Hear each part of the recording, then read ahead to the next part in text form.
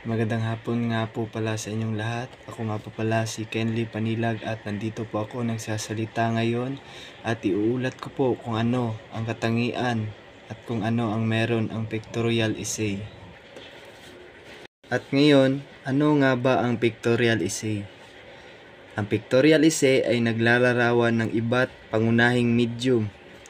Pero hindi ito sapat na larawan lang ang ating basihan. Dapat may tekstong nagpapaliwanag o nagbibigay ng dokumento kung ano ang mayroon sa isang larawan. At ang mahalaga din dito ay mahalagang pumili ng isang tema at ang ikalawa, maghanap ng larawan na susuporta sa isang tema at ang ikatlo at ang mahalaga rin ay ang ating emosyonal na pagsulat nito.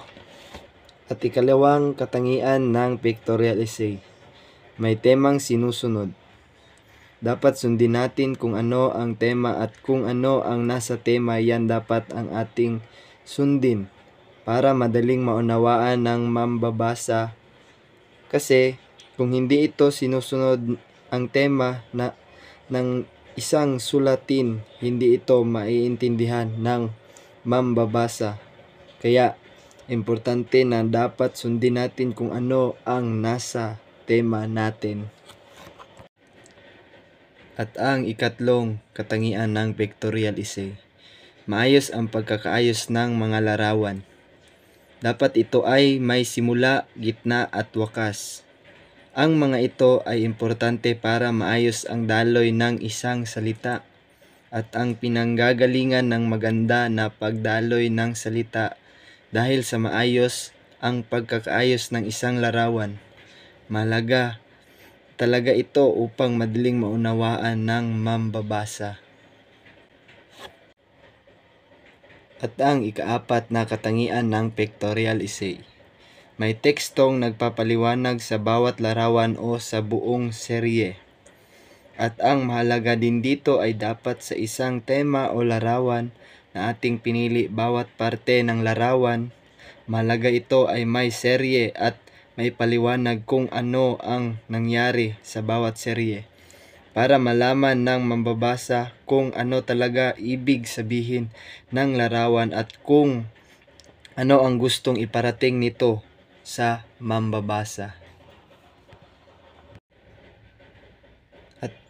At ang ikalimang katangian ng pictorial essay, malikhain at masining.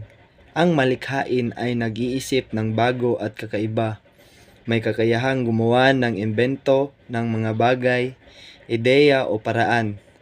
Tayong lahat ay may likhain at kayang gumawa ng anuman na plano sa ating buhay. At ang masining ay ang pagkakaguhit ng isang tanawin. At sa isang tanawin na ginuguhit, makakabuo ka ng isang tula na nakaugnay sa inyong larawan na ginawa. Ito nagpapakita ng husay sa isang larawan. At ang panghuling katangian ng pictorial essay, nagdudulot ng malalim na damdamin o pag-unawa. Ang pagsulat ng malalim na damdamin o pag-unawa, ito ay nakakatulong sa atin upang matuto tayo maunawaan ang lahat ng bawat damdamin ng manunulat at unawain ang kanilang mga sinusulat upang tayo ay matuto dito. Kasi sa pagsulat ng isang pictorial essay, kailangan ito ay dinadamdam ng manunulat at malalim na pag-iisip upang maunawaan kung ano ang kanilang sinusulat. At yun lang po ang mga katangian ng pictorial essay. Naway may natutunan po kayo doon at maraming salamat po sa inyong pakikinig at magandang hapon po sa inyong lahat.